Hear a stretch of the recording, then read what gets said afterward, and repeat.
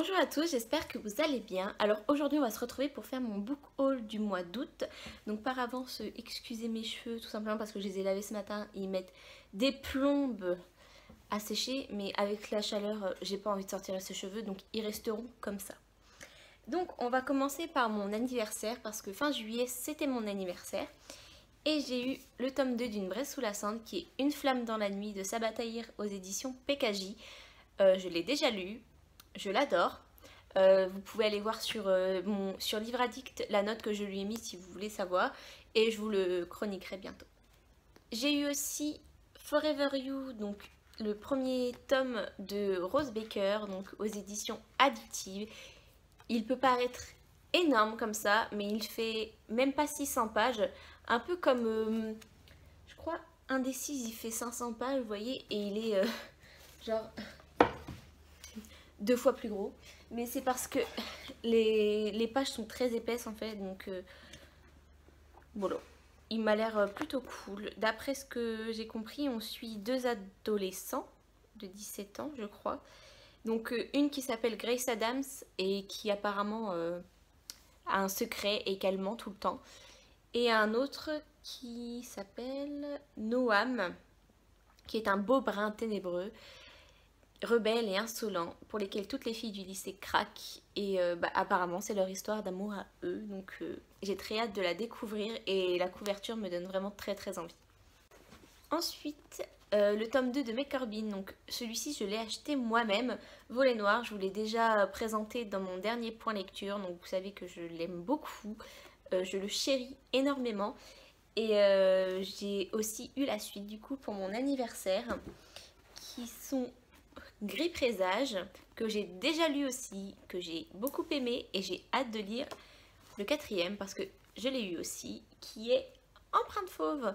Donc là je suis sur une autre lecture mais j'ai trop envie de la finir vraiment parce que j'ai trop envie. En même temps je veux pas trop me presser parce que le tome 5 n'est pas encore sorti.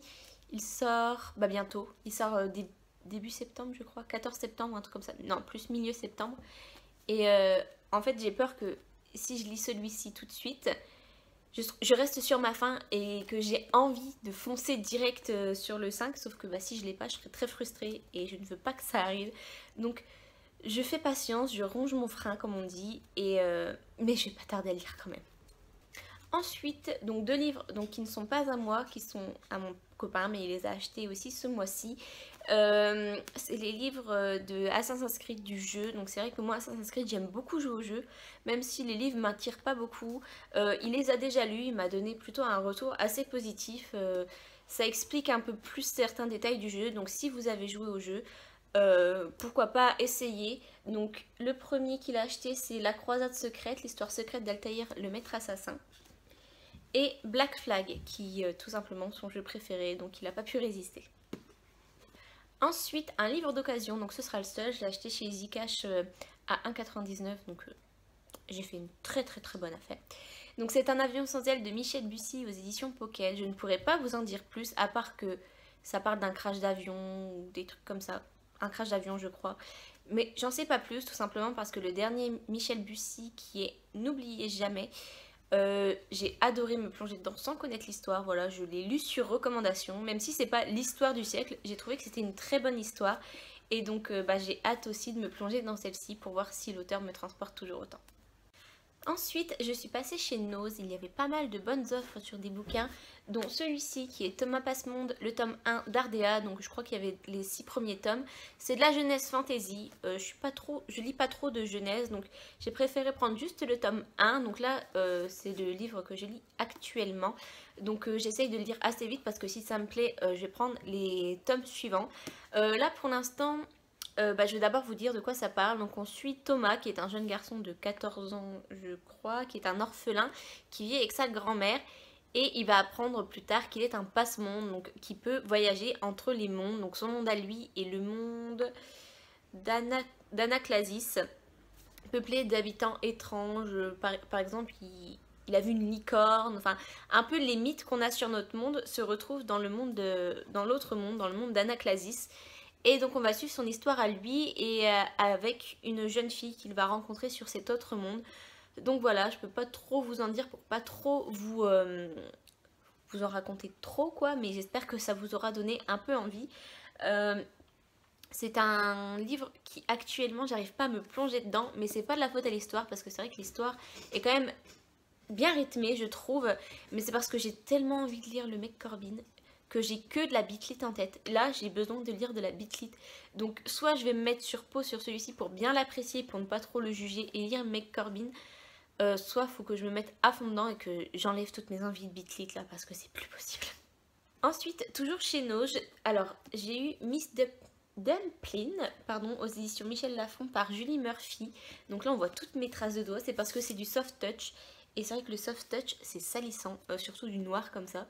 Alors on va suivre, alors je l'ai pas lu, je vais vous dire à peu près ce que je vois dans le résumé. On suit Willowdine qui est ronde, qui est attirée par un garçon je crois. Mais comme elle est ronde, pour elle en fait, d'après ce que tout le monde dit, les rondes sont pas trop au premier plan dans la vie. Enfin, c'est pas sur les rondes qu'on va se retourner au premier abord. Et elle, pour se donner plus confiance, elle va participer à un concours de Miss. C'est Miss... Non, c'est un concours de beauté locale, voilà, qui apparemment va inspirer d'autres personnes au physique atypique. Et du coup, on va suivre cette histoire-là en fait. Donc, je suppose qu'il va y avoir une romance avec ce fameux garçon. J'en sais pas plus et j'espère que ça va me plaire. Ensuite, donc, toujours à Nose, j'ai acheté Hacker, dangereuse affinité. Il ne demande jamais, il se sert. Donc là, on va suivre l'histoire de Erika Hathaway, qui apparemment crée son site internet dédié à la mode. Elle va rencontrer un millionnaire un peu qui a l'air assez autoritaire. D'après ce que je comprends dans le résumé, il s'appelle Blake London et il la veut. Voilà. Alors j'ai vu que ça partait comme des petits pains parce qu'il n'y avait plus qu'un tome en fait, enfin plus qu'un tome 1 là-bas. Et il y avait les 3 tomes, donc du coup j'ai acheté aussi le tome 2 qui est Fatal Attraction, Laisse-moi t'aimer à ma façon.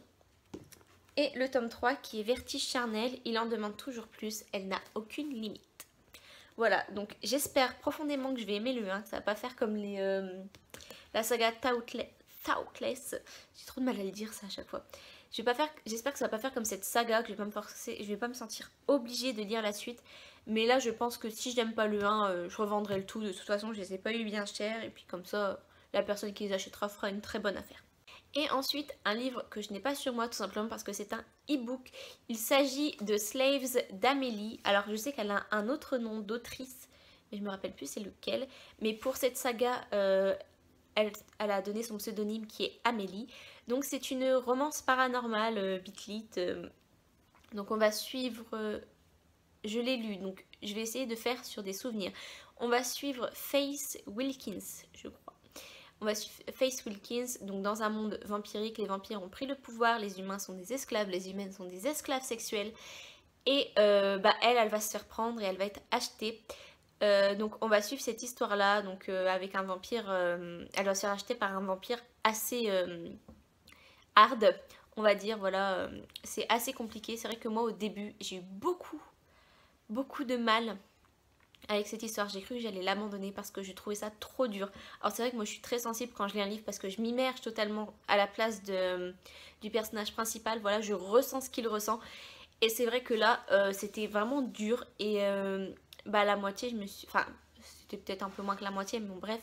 Je me suis dit bon allez c'est bon j'arrête. Mais il y a eu un retournement de situation qui m'a plutôt plu et qui m'a convaincue de finir ce roman et qui m'a convaincue aussi de me procurer la suite très rapidement parce que c'est vrai que